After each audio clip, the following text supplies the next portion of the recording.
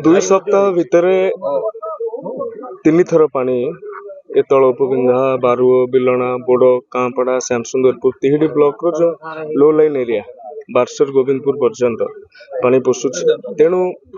जो precautionary major आम नबा कथा प्रथम बन्या जो मानकर घर क्षति होता जो मानकर कोलाप्स होती कांथ से आउ थे पानी पशिबा कारण इभाकुएसन करके नियर शेल्टर सेंटर रखा जाउची। सेमानकु सेफ्टी किट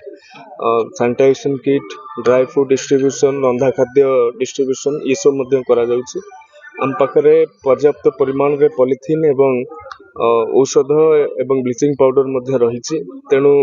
सेगुड़िक जो माने घर को बर्तमान जापर दि जाऊँगी कि जो मान घर विपद संकुल अवस्था अच्छे से घर को जीवार बारण करा जाउची। एवं गतकाली वर्षा होती उपर मुंडरे आज आसंता काली रेड वार्निंग अच्छी सिटी वर्षार जदि से परिमाण पानी केउझर मयूरभंज रु भद्रक जिला को आसूची सालंदे बैतरणी माध्यम कौन प्रिकॉशनरी मेजर जिला प्रशासन ब्लॉक प्रशासन तरफ से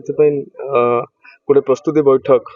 ये बन्या एरिया रे ही करा जाइछि एवं विभिन्न जिला स्तरीय अधिकारी माने उपस्थित अछंती।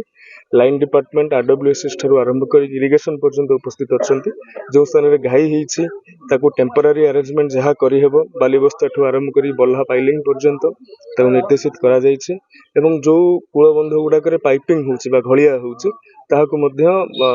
टेम्पररी अरेंजमेंट तार करिया पई मध्य निर्देशित कृषि क्षेत्र विशेष कर बेसी प्रभावित होईछि से जो मानकर क्षय क्षेत्र आकलन पई किछि व्यवस्था करा जाउछि। क्षय क्षेत्र प्रारंभिक आकलन हेतिला द्वितीय पर्याय मध्य आकलन हेतिला तृतीय पर्याय जितेबाला पुणी पानी आसी आज माननीय कृषि मंत्री तथा उपमुख्यमंत्री सहित मोर आलोचना होती मु जो सर्ट टर्म पेडी सीड जोटा कि कारण आमर जो तला पड़ा सी हम ना बर्तमान चाष 2-3 मास पछकू पलैला तेणु जो 3 मासिया विहन अच्छी से 3 मासिया विहन कृषि विभाग तरफ आमको जोगे देवाई मो माननीय उपमुख्यमंत्री को अनुरोध करिछि से सम्मति प्रदान करिछि। मम्मा भरोसा माने कोन पात्र इलेक्ट्रॉनिक्स संपर्क एक भरोसार